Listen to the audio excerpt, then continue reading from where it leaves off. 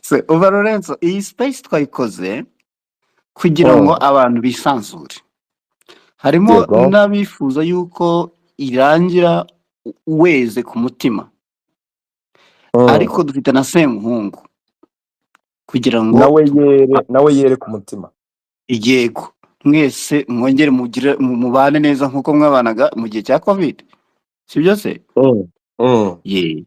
Yeah. So ubwo rero duhere ku cyatumye duhere imbere muri studio mu kiganiro urubuga rw'itangazamakuru, zira comments mwakoze, isesengura mwakoze rigaragaza ko KNC yashyize match ku masaha mabi.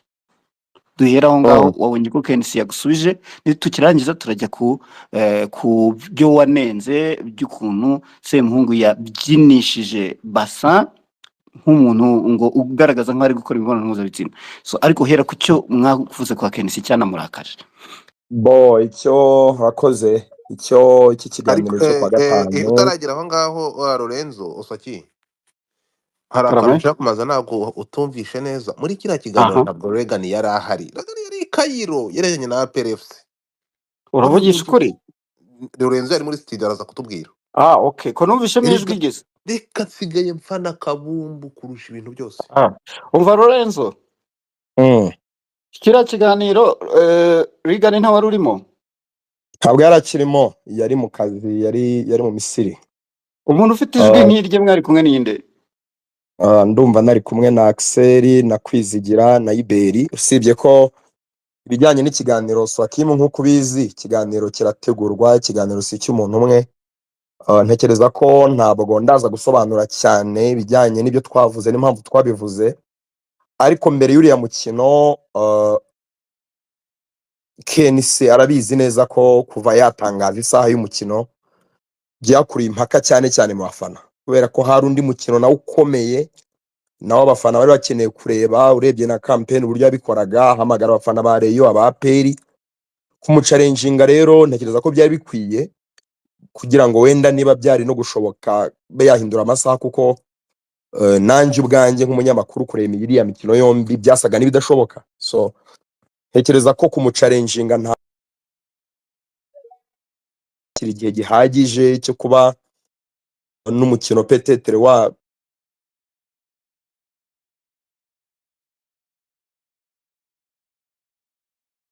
Murimo kumwumva?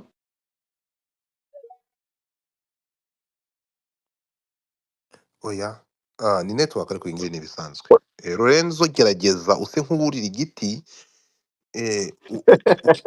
biraza kudufasha. Ushaka ahantu hari network cyangwa uteka akamoto ujye kuri banke. Buri abantu ngo hano wanacoma ukajya nko kuri banke ikwegereye ugakoresha network. ndumva nari mfite network nziza.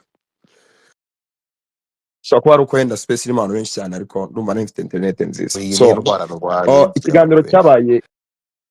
ikiganiro cyabaye kuwa kane, urumva match ari kuwa gatandatu, kubera ko yari ibangamye, donc ari amasaha udashobora guhuza aho match zombi kandi zikomeye mu bijyanye no kuzikurikira. Eric oya internet tuba tuvugira abafana cyane. So ntekereza ko kubera ko ikiganiro cyabaye kuwa kane byarashobokaga ko yahindura isaha, nicyo nge natekerezaga, kuko hari claim nyinshi z'abafana bifuza gukurikira imikino yombi. Wa umukino wa Gasogi na Rayon wari saa wagomba kuba saa moya, no APR na Pyramide wagomba kuba saa 2. Izo ni critique zisanzwe kuri fixtures, birumvikana kandi tuba tubikorera mu nyungu z'abafana. So ikigaragaza ko bitari personal nuko kuwa gatanu mu gitondo KNC twaramutumiye, kandi tumutumira ku bushake bwacu. Twamutumiye mu kiganiro nari nkirimo no kuwa gatanu. KNC twaramutumiye arabisobanura, kandi nyuma y'uko abisobanuye we were good. Yatubwiye ko mbere na mbere atari we upanga amasaha, ibyo arabitwumvisha ko kandi ntacyo bitwaye. Bwo hari umukino wa APR uri saa 2, abantu bashobora gukurikira match imwe bagahitamo, cyangwa se yarangira bakajya no kureba iminota isigaye ku yindi match. Ndumva ikiganiro cyo kwa gatanu cyararangiye we were good. Twari kuri page imwe, twaramutumiye mu kiganiro. Murumva ko niba twaramutumiye akabisobanura ntabwo twabogamye. Ibijyanye na critique twabikoze kuwa kane, twumva ntibihagije kwa gatanu turamutumira, aho ndumva turi kumwe yarabisobanuye ari mu Yeah. kiganiro yagomba kuza live, ariko live arabura avuga ko afite gahunda nyinshi ko yari muri tuwa y'amaradiyo menshi. Tumuhamagara kuri telefone arabisobanura anaradushimira, we were all happy. Birashoboka ariko kugira ngo ko abantu atari bakurikira yakumvisha ibyo mwari ibiganiro mwavuze kuwa kane, mwamubwiye ko kuwa kane mwari mwamuvuzeho. yari yabyumvishe kandi byari byanamubabaje. Abanyamakuru avugana nabo cyane yari yababwiye ko atishimye, nabyo byatumye tumutumira kugira ngo tujye kuri page imwe hatazamo kumva ko hari uwamukoreye anti campaign kubuza abafana kuza kureba match ye. Twari tubizi ko atabyishimiye kuko hari abo yabibwiye tumutumira kuwa gatanu. Ibyo mwakoze Kuwa ni gatanu ikiganiro cyarangiye turi kuri page imwe, na nyuma y'ikiganiro twaravuganye, twamuhamagaye nka groupe tuvugana nawe kandi yari yishimye, yari happy. Ntabwo rero natekerezaga ko bizarenga kuwa gatandatu kuri match, ku cyumweru kuwa mbere bikarenga kuwa kabiri akagarura iyo dossier, kandi icyo atari yishimiye twakoze twari twagikosoye kuwa gatanu, twe amahirwe kugikosora, kandi yari yanyuzwe pe. Ibi ni ibintu byumvikana kuko ni ikiganiro cyumvikana, abantu bose bacyumva, ibintu mvuga barabyumva ko ari ibyo ko byabaye. So murumva rero vraiment twaragerageje, ntabwo twamukorera anti campaign, kuko kuwa gatanu ntekereza ko yari iniguye, yagaragaje ko atishimiye umurongo twabitwayemo kuwa kane. Kuwa gatanu yari iniguye, so sinekereza ko rero hari ikintu cyakaba yari ikibazo cy'uko twabuje abafana kuza, kuko twamuhaye umwanya yikorera campaign, tunaramufasha kabisa dusobanura ibintu neza, kandi yararyohewe. Abantu bashobora kujya kureba ibiganiro kuri YouTube, ikiganiro kirahari, aho ndumva vraiment turi kumwe. Ikindi kibazo so nanjye rero natuwe no kumva kuwa mbere mu gitondo abigarura. Lorenzo, Radio Rwanda mwogeje ihe match hagati ya Gasogi Rayon na Pyramide APR?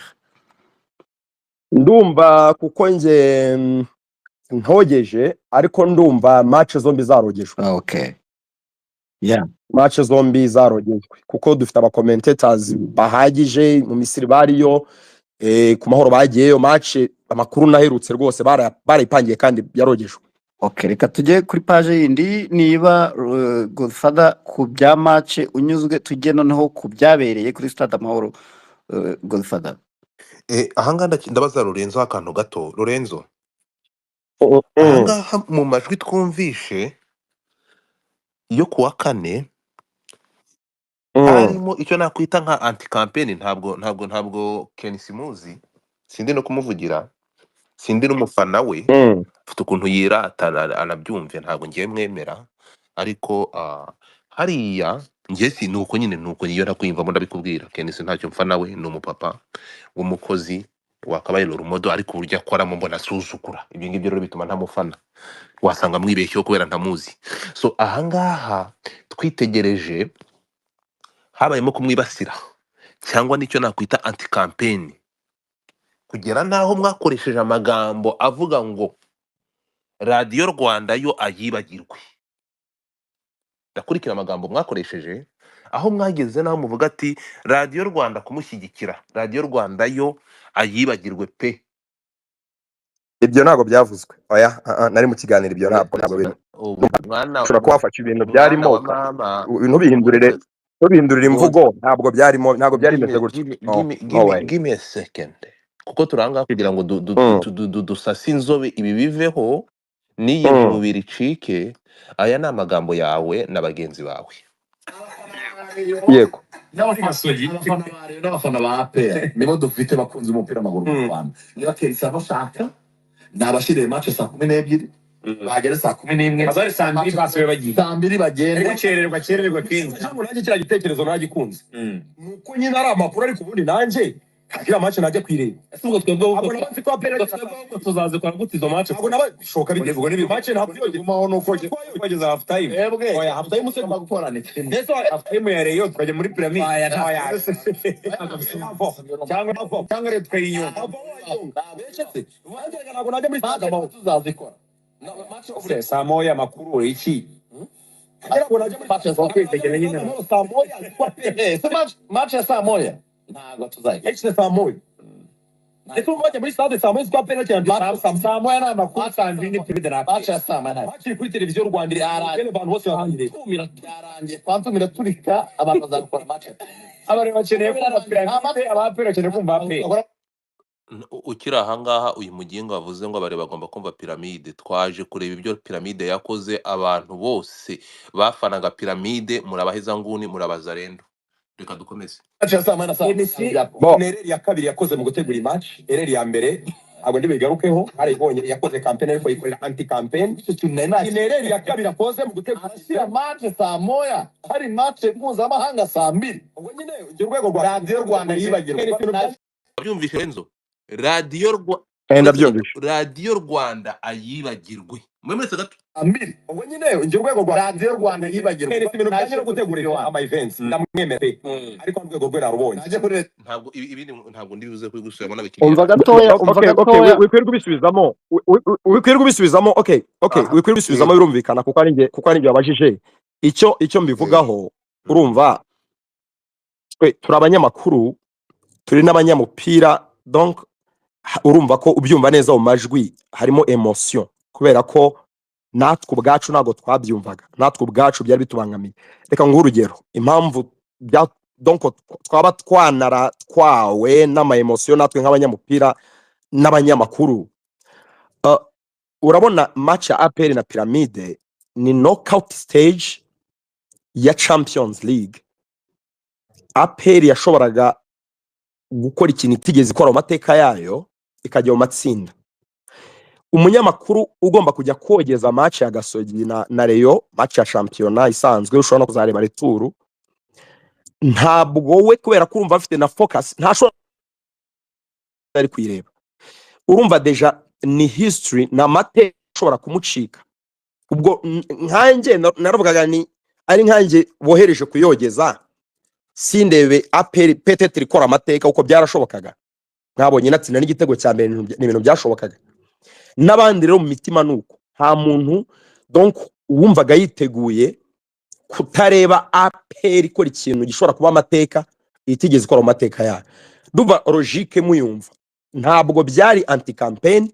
Match za Gasogi iteka ryose afite match ikomeye turamutumira, agatumira abafana tukanamufasha, tujya muri press conference ze na press conference itegura match twoherejeho umuntu. So icyo kintu mwumvaga kimeze nka emotion cyo guheza inguni ni ikintu giterwa nuko nyine match kuvuga ko igomba kuba amasaha arabagomba kujya kuyogeza kandi bagomba kuba bayiriho. Sinonime yuko batagomba nyine kureba gukurikira match ya APR na Pyramide. So ngira ngo nanjye none ubu ndabyumva ko harimo emotion, harimo peut-être kurengera, ariko ntabwo ari anti campaign yateguwe yanogejwe. No ndimo nayivuga ndi hano. Kenisi na Gasogi ni umuntu wacu, umuntu dutumira mu biganiro, umuntu tuganira muri press conference, umuntu dutumira mu busesenguzi. Ibintu byose tubibanamo turabikorana. Nta kipe turi against yayo, nta kipe navuga ko tutifuza kwikorera amafaranga kuri stade cyangwa se n'abafana. Icyo cyo cyumvikane neza, ariko nta muntu ufite, nta muntu wumvaga yiteguye kujya iremera ntarebe match ya APR. Kindi kandi byari bikiri kwa kane uko nabivuze, mwabyumvishe ko twaravugaga ngo bayishyize ku isaha saa 12 ko muri stade Amahoro nta kindi kintu kirimo. Kwatekereza ko ashobora kuba muri iyo flexibility, pourquoi pas match kaba yajya saa 12 yarangira saa 2 abantu bakikubura bakajya kuri match ya APR. Urumva icyo twarwaniraga ishaka ni iry'umupira, ni iry'umupira kinyamupira. Nta muntu navuga ko afite yarafite ikintu kiri against Gasogi cyangwa kiri against Kenisi uko yabivuze. Nawe arabizi peut-être nawe ni emotion na interpretation wenda yabyo, ari cyangwa se na deception wenda nyuma y'imibare wenda ari yiteza atabonye kuri stade. Ariko nawe arabizi ko urubuga rw'imikino n'abanyamakuru buri umwe mu mazina yacu nta muntu ufite ikintu apfa nawe, nta muntu watekereza kumukorera anti campaign. Ibyo ngibyo arabizi, nekereza ko mu mutima we arabizi kabisa. So nta kindi rero cyari kibiri. ahangaha ho ngo dufatanye ntabwo n'indimi ku kiganiro cyo kuwa kane. Ahangaha ho ntekereza ko ndi ku ruhande rwa Kenisi ijana ku ijana. Ayo ma emosiyo mwakoresheje, ngewe ntabwo nkunda ibintu by'umupira, muze kumfasha. Ntabwo ibintu by'umupira buriya, ntabwo umupira. Umunsi nagiye muri stade Amahoro 2000 igihe abantu ba kera murabizi, umunsi Amavubi yigeze gukina na Egypt, nasibye itike nabuze itike itike yagombaga kuntwara Nairobi kubera kujya kureba umupira, banga ko dusohoka.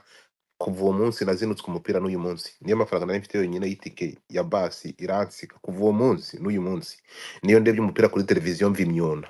So ntabwo nibuze gushyiraho comment. aho ngaho rero hose nka Oswakimu ni umunyamakuru mukuru adufashe Araza kudufasha. kumva ikintu twashoboraga gukora Uburyo nyuma mwabikoze y'ikiganiro cyo ngewe kwa kane nk'umuntu. nyuma y'ikiganiro cyo kwa kane kwa gatanu twasabwaga gukora Okay. iki twaragikoze ntabwo Aho ngaho twagikoze araza Kenisi kumfasha, ko ariko njye ngiye atakigarutse kuvuga ko twagikoze ngiye kuvuga nk'umuturage cyangwa nk'umuntu. Ni kuko amahanga ndi kureba Kenisi nk'umu businessman, sibyo? Wari wakoze campaign, wari washoye amafaranga y'akayabo mu mukino nk'uriya, agatumira abantu batandukanye. Hanyuma ngewe nubwo uvuze ngo mwakoresheje emotion, ukavuga ko atari anti campaign, ngewe ndaza kubyita anti campaign. Nanasabe niba bishoboka, nkuko nawe uvuze ko mwakoresheje emotion mugakora ibyo mutagombye gukora, muzegere Kenisi mwisegure kuri kiganiro cyo kuwa kane. Kuba mushobora kandi kwa gatanu aribyo kuwa twakoze kwa gatanu gatanu ibyo twakoze mwaramutumiye. Ntabwo kuwa twaramutumiye gatanu ibi ngibi byo nge ntabwo ugiye kuwa gatanu mbizi, ntabwo tugeze tubyumva, turi kuvuga twumvise byanagiye hanze. urumva rero ikibazo ntabwo yabigarutseho kandi nibyo biri latest. Kwa gatanu twaramutumiye, twaricaye tuti ntabwo byaba biri fair mu Yego. by'ukuri turamutumira kubera ko ntabwo byari byamushimishije. Twaramutumiye aravuga, turamufasha, dutumira abantu, arinigura, twamuhamagaye nyuma y'ikiganiro, he was happy, very happy. Ikindi kintu Ibi twagombaga mwavuze gukora kuwa kitari kane, kuwa ugukosora ibyo gatanu kwa kane mwabisubiriyemo. cyari kikiri kwa gatanu, kuko twari tumaze no kubona ko amasaha atari buyahindure, twamaze kwiyakira, twaramuhamagaye, twari twamutumiye ngo aze live akore campaign yinigure icyo twaba tutaramukoreye neza.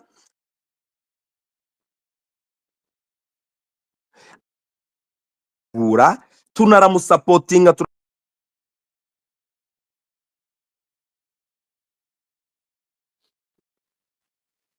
Okay. Aha nga tugiye kuvayo narangiza kubisobanura. ya buri burengero. Oya, ariko aragaruka Lorenzo arahari. So tugiye kuva ushobora kuzakurikira match ya APR kuko izatangira saa 2, urumva ni muri mita kabiri ya match yo muri stade. Yavuze ko yivugiye ko hari uburyo yateguye abantu bashobora kuzakurikira match bari muri stade, amalink bashobora gukoresha kuri telefone, yarabivuze rwose. Turamusapotinga tutabona isawa abantu bazaza. Ntabwo byamunyuze. Rero ikintu kuba kuki yabyirengagije ko ibyo bintu twabikoze, umunyamakuru yakoze ikosa agakora inkuru ibogamye ko ayikosoza indi igororotse. Ibyo bintu ko twabikoze, iyo remedy ko twayikoze. Ikindi twagomba gukora kirenzaho ni iki? Lorenzo, mu byo yavuze uyu munsi, narebye ikiganiro cyarangiye, ntabwo ageze agaruka ko kwa gatanu twamutumiye kandi twamufasha gukora campaign, twarabikoze. N'abakoze kwa gatandatu barabikoze. So umva Lorenzo, ntabwo rero aho ntabwo ntekereza ko hari ikintu twagomba gukora. Umuntu wumva ikiganiro cyangwa se wumva ayo majwi yashyize hanze mu kiganiro, birashoboka ko Lorenzo atarimo kumva nyine harimo anti campaign, ariko icyo twasabwaga gusubiza ibintu mu murongo twarabikoze mu minsi 2 yakurikiye. Okay, Lorenzo uranyumva? Twabikoze pe kandi mu buryo buhagije. Lorenzo uranyumva? Ariko teka unmute your mic. Sinzi na murimo kunyumva. Lorenzo ntabwo twumva. Lorenzo uratwumva? Ntabwo abantu benshi bakumva, bava kuri space bongere. Oya nitwe tutamwumva, ni Godfather na Oswakimu batamwumva. Sawa. Erega nimwe b'ingenzi hano cyane ko nimwe mutuyoboye. Mubwire ko host na host batari kumwumva, agenda garuke. Aha. Yagiye kugaruka. Agaruka rero ibi bintu abishyizeho umucyo, ariko kuri uru ruhande nubwo Kenisi ibi bintu ku muntu wese Oswakimu araza kudufasha, kuko nawe ari kuvuga ko nk'umunyamakuru, ngiye nk'umutura gusanzwe, nk'umuntu byagombaga niba mukotinga akantu kandi urumva kuri kumvugiramo. Nabonaga ari Godfather ufite cyane. Ndakumva. Okay, urakoze cyane. Kabano uri kunyumva? Ndakumva. Hasi ndimo kumvikana. Mushyireho udutima. So Lorenzo, iki ngiki Oswakimu ndashaka nk'umunyamakuru kuri iki kintu ndashaka kugira ngo ahangaha hagira ikintu kivugaho Oswakimu tunakivaho. Okay, urakoze cyane Godfather, mwese ko muri kuri space murakoze cyane. Lorenzo urakoze gusobanura biriya byababayeho, bitubaho twese twe dukora morning shows, aho host rimwe na rimwe nawe atanga ibitekerezo. Ni nayo modo isigaye iriho mu Rwanda. Na KNC ubwewe na Angeli Mutabaruka hari igihe batanga opinion bavuga ku muntu cyangwa ku rwego, ntibaruha ijambo uwo munsi bakazaruriha ejo. Ibyo ni ibintu bisigaye ariko dukora itangazamakuru cyane cyane muri bino biganiro bya live talk shows, biba buri munsi ntabwo iteka n'igihe cyose ikintu ugiye kuvuga ku rwego runaka k'umuntu runaka wabona uko umuha umwanya. Nuko twabyakiriye, nuko itangazamakuru ryacu byarangiye ryubatse. So ba Lorenzo na Kwizigira chef wabo nk'ikiganiro cy'imikino cyangwa se ishami rya siporo hariya muri Radio Rwanda, umva ko uri uvuga ngo Radio Rwanda yibagirwe ni Kwizigira Jean Claude, urumva Radio Rwanda yibagirwe. Jewe rero nanjye nababaye Lorenzo, nzi ko bira bintu mwabivuze nko kuwa gatanu cyangwa se kuwa gatandatu match iri bubi, ariko ubwo hari hakiri amasaha, iminsi, umunsi umwe n'amasaha, ni byiza kuba mwarahaye ijambo KNC kugira ngo atange his side of the story. Ikindi uremeza yuko mwana mushyigikiye mukamufasha guhamagara abafana ngo bazitabire match. Ikindi watubwiye nuko nyuma y'icyo kiganiro mwamuhamagaye off air akabagaragariza ko yanejejwe nuko mwabigenje. So ubwo rero nuko hano nyine tuzajya dusesengura nibirangira bitugarukane.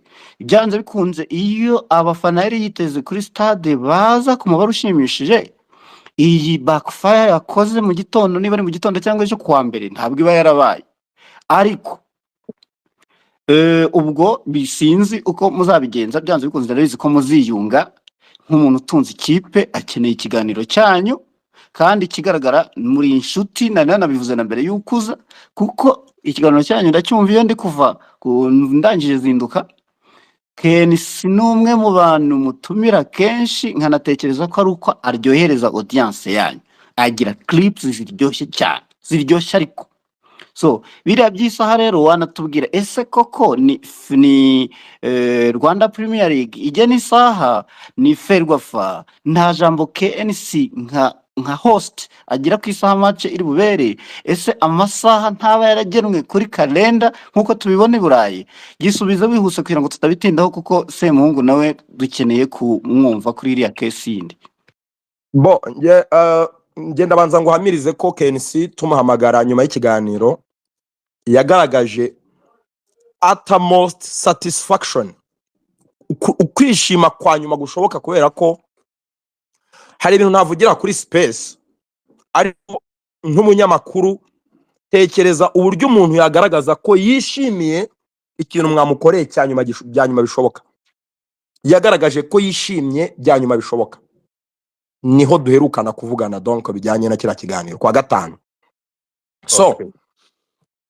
ku bijyanye n'amasaha, Rwanda Premier League n'abatanga amastade, urumva equipe mbere yuko champion itangire equipe itangiye ibuga izakiriraho, ariko gusaba stade Amahoro urumva byo ni special case, kubera ko stade Amahoro ntabwo amakipe yakiriraho match zose, urumva bayisaba mu buryo buri special.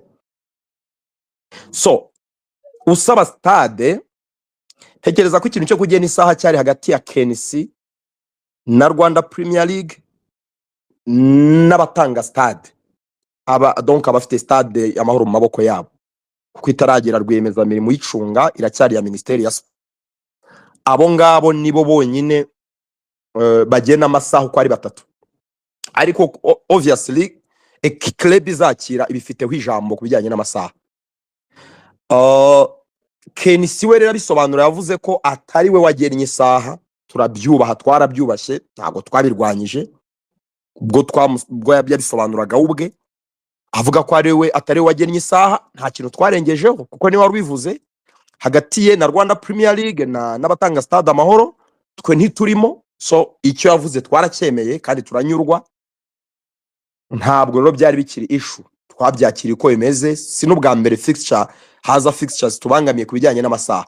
Hari amakipe Okay. murabizi case ziheruka amakipe yavanwe saa 12 kubera amatara yo muri Kigali pere akajyanwa saa 9 abandi saa 6 n'igice kwizuba. Okay.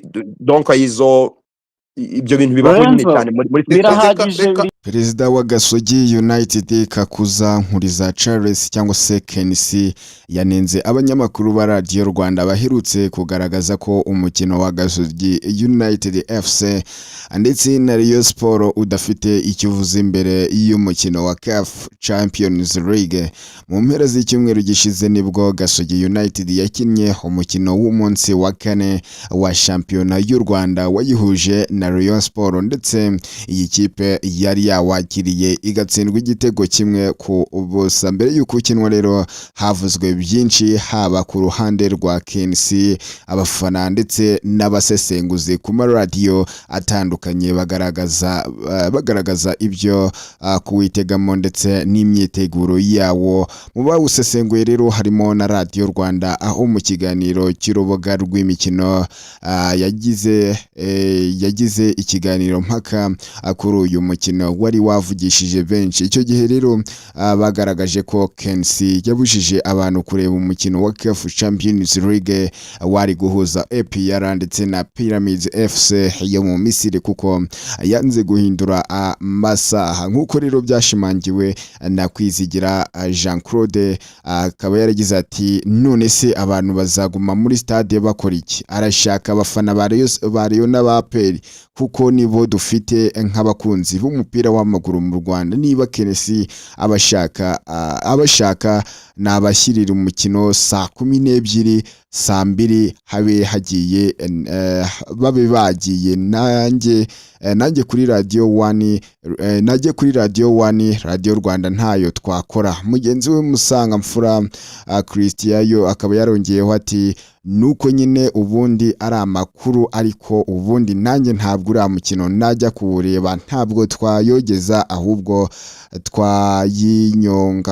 twayinyonga. Iri ni ikosa yakoze mu gutegura uyu mukino. Irya mbere yakoze ubukangurambaga ariko aranabwirwanyiriza. Nagerageje kugoragoza ariko yongeye kwirasa ikirenge yimennye inda. Uriya mukino ashobora kuzawirebera. KNC rero yavuze ko ibyabaye bihabanye n'umurongo w'itangazamakuru cy'igihugu ko ahubwo abishatse yajya kurega ko cyamwangirije umukino. KNC rero akaba yaragize ati kubona radio y'igihugu nshuti yanjye, iyo mwumvise nta kintu cyiza mwavuga mwakwicecekeye. Nyuma y'umukino bakurikijeho ngo Semuhungu yarabyinnye na Gacinya yarabyinnye n'abandi barabyinnye. Hari ibintu abantu bakina nabyo, ntabwo ushobora kubona igitangazamakuru cya leta gikora icengeza amatwara risenya umupira ifite imirongo irenga 10 n'ingahe.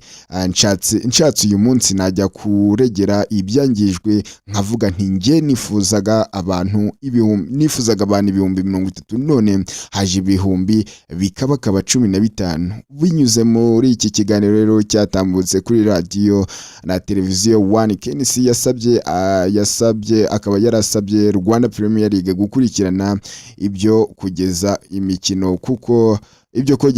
kuko iyo bari kubikora bamamarizamo ibyabo kandi nta giceri na kimwe abatanga ku makipe yakinnye.